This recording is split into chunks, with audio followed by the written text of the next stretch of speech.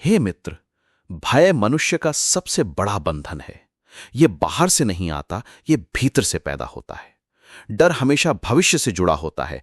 अगर मैं असफल हुआ तो क्या होगा, अगर लोग हंसेंगे तो। पर सच यह है कि भविष्य अभी आया ही नहीं, यह सिर्फ तुम्हारे मन की कल्पना है। हे साधक, भय को हराने का पहला उपाय है वर्तमान में जीना। जब तुम भविष्य की चिंता छोड़कर इस क्षण पर ध्यान देते हो तो भय की पकड़ ढीली हो जाती है। पढ़ाई करनी है तो पढ़ाई करो, तैयारी करनी है तो करो, परिणाम अपने आप आएगा। भविष्य तुम्हारे नियंत्रण में नहीं, पर वर्तमान पूरी तरह तुम्हारे हाथ में है। हे मित्र, भय को हराने का दूसरा उपाय है ज्ञान। अज्ञान हमेशा डर को जन्म देता है। जैसे अंधेरे में रस्सी को सांप समझ लिया जाता है, वैसे ही अज्ञान हर परिस्थिति को डरावना बना देता है। जब तुम समझते हो कि असफलता अंत नहीं बल्कि एक सीख है, तो डर खत्म हो जाता है। जब तुम जान लेते हो कि लोग हमेशा तुम्हारे बारे में सोचते ही नहीं रहते, तो राय का डर मिट जाता है।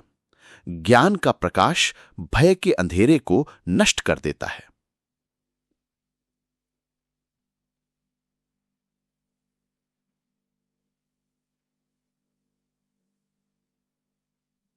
हे साधक, भय का तीसरा उपाय है कर्म।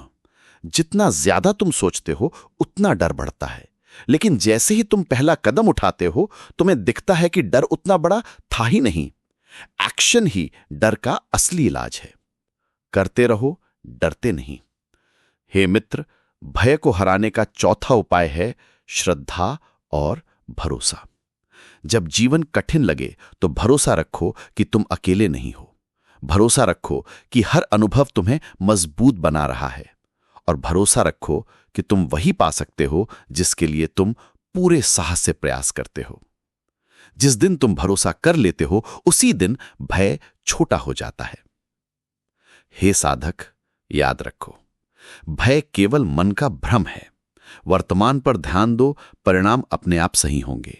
ज्ञान से डर की जड़ खत्म होती है, कर्म से डर टूटता है, और भरोसे से साहस पैदा होता है। जो इन बातों को समझ लेता है उसके लिए भय केवल एक शब्द बनकर रह जाता है, और जो निडर हो जाता है वही जीवन को सच में जीता है।